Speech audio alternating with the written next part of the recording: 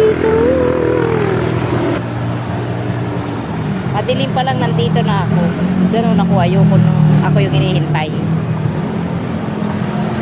Mas gusto ko ako yung hinihintay. Ay, mali.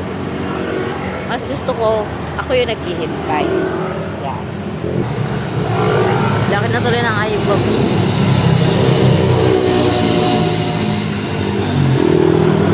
Pagod yung habol. Ay, kagabi sa rehearsal, tapos ngayon wala pang tulog, tsaka bukas pa, diba? Kamusta naman ang aking face, pumapayat na sa puyat.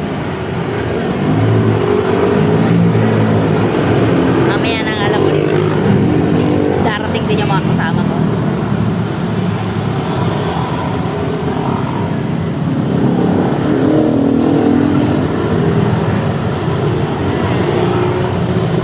Di pa ako kumakain ng almusal. Walang ka nang kumain. Kasali rin yun pagda-diet. Kuya, tapos diet, ano yun? Baka anong mangyari sa akin baka magkaroon ako ng sariling mundo. Ay, nasa na kaya sila?